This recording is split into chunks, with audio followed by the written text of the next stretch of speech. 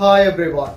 பாராளுமன்ற உறுப்பினர் டாக்டர் அர்ச்சுனா உடனடியாக தன்னுடன் தங்கம் என்று அழைத்து தெரியும் கௌசல்யாவை திருமணம் செய்ய வேண்டும்.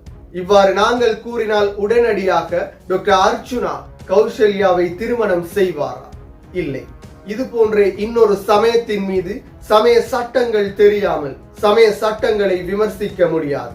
திருமணம் முடித்து தனது மனைவியுடன் பிரிந்து வாழ்வதுடன் தன்னுடன் கௌசல்யாவை தொடர்ந்து அழைத்து செல்லும் டாக்டர் அர்ச்சுனாவை முஸ்லிம் பெண்கள் தொடர்பாகவும் விமர்சித்து வருகின்றார். என்றாலும் முஸ்லிம் பெண்களை அடிமைப்படுத்துவதை போன்றும் பாலியல் ரீதியாக துன்புறுத்துவதை போன்றும் முஸ்லிம் பெண்களுக்கு சுதந்திரம் இல்லாததை போன்றும் டாக்டர் அர்ச்சுனா பேசியிருந்தார். இஸ்லாமிய சட்டம் தெரியாமல் சட்டம் பேசியுள்ளார். ஒரே நாளில் ஆணினால் டிவோர்ஸ் எடுக்க முடியும் என கூறியிருந்தார். பெண்ணினால் எடுக்க முடியாது எனவும் கூறியிருந்தார். இந்த சட்டங்களை இவருக்கு யார் கூறியது என்ற கேள்வி எழும்பியுள்ளது. இது தொடர்பாக பார்ப்பதற்கு முன்னர் தனியுரிமை யூடியூப் சேனலை சப்ஸ்கிரைப் செய்யாதவர்கள் சப்ஸ்கிரைப் செய்து உங்கள் ஆதரவை வழங்குங்கள்.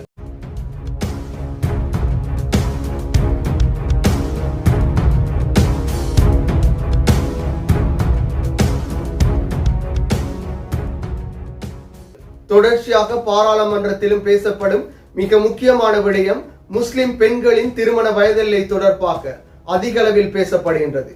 அமைச்சர் சரோஜா போல்ராஜ் பேசியதில் இருந்து தொடர்ச்சியாக இது பேசு பொருளாகவே காணப்படுகின்றது. நேற்று பைசல் முஸ்தபாவும் இது தொடர்பாக பேசியிருந்தார். முஸ்லிம் பெண்களின் திருமண வயதெல்லையை 18 மாற்ற வேண்டும் என கூறியிருந்தார். எனவே முஸ்லிம் பெண்களின் திருமண வயதெல்லையை 18 மாற்றுவதில் எந்த பிரச்சனைகளும் கிடையாது. சில சந்தர்ப்பங்களில் அனுமதி வழங்கப்பட வேண்டும் என்பதை முஸ்லிம் சமூகத்தின் வேண்டுகோளாக காணப்படுகின்றது. என்றாலும் 12 வயதிற்கு குறைந்தவர்களும் திருமணம் முடிப்பதாக டாக்டர் அர்ச்சுனா கூறியிருந்தார். இது பொய்யான தகவல்களையே வழங்கியிருந்தார். அதே போன்று முஸ்லிம் பெண்கள் சித்திரவதை செய்யப்படுவதாகவும் பாலியல் துன்புறுத்தல் செய்யப்படுவதாகவும் அதே போன்று அடிமைப்படுத்தப்படுவதாகவும் அவர் கூறியிருந்தார். முஸ்லிம் பெண்களின் திருமணத்திலே அவர்களிடம் அனுமதி பெறப்படுவதில்லை என கூறியிருந்தார். அதே போன்று ஆண்கள் டிவோர்ஸ் எடுக்கும் பொழுது ஒரே நாளிலே டிவோர்ஸ் எடுக்க முடியும், பெண்களால் எடுக்க முடியாது எனவும் கூறியிருந்தார். இந்த சட்டங்களை இவருக்கு யார் கூறியது என்ற கேள்வி எழும்பியுள்ளது. இன்னொரு சமயத்தின் மீது சட்டங்களை திணிக்கும் பொழுது அந்த சட்டங்கள் தொடர்பாக பேசும் பொழுது என்ன நடைமுறையில் இருக்கின்றது, என்ன சட்டங்கள் காணப்படுகின்றது என்பதை தெளிவாக அறிந்து பேச வேண்டும். இல்லாவிட்டால் அவற்றை பேச முனையக்கூடாது.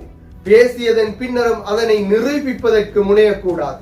எனவே முஸ்லிம் பெண்களின் திருமண வயதெல்லையை 18 மாற்றுவதில் எந்த பிரச்சனைகளும் கிடையாது.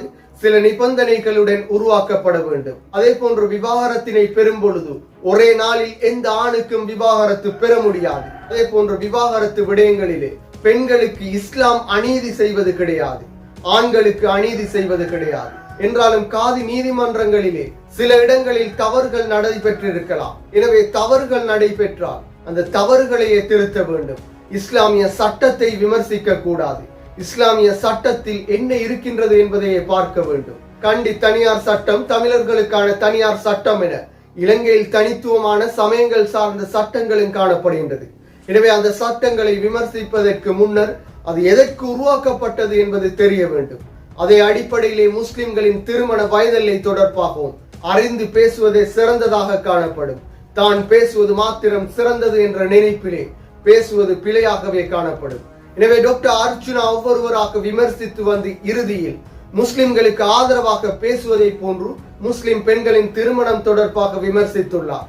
எனவே இந்த திருமண சட்டங்கள் மாற்றப்படுமாக இருந்தால் ஜம்மியத்தில் உலமா சிவில் அமைப்புகளின் ஒத்துழைப்புடன் சிவில் அமைப்புகளை இணைத்து அரசு இதற்கான தீர்மானங்களை எட்ட வேண்டும். முஸ்லிம்களின் சட்டத்தின் அடிப்படையிலே தீர்வுகள் எட்டப்பட வேண்டும். என்றாலும் நாடாளுமன்றத்திலே இவ்வாறு அர்ச்சுனா போன்றவர்கள் விமர்சிப்பதற்காக சட்டத்தினை சாதாரணமாக மாற்றிவிட முடியாது.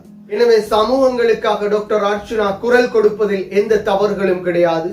சரியான முறையில் தகவல்களை திரட்டி தகவல்களை அறிந்து பேசுவதே சிறந்ததாக காணப்படும்.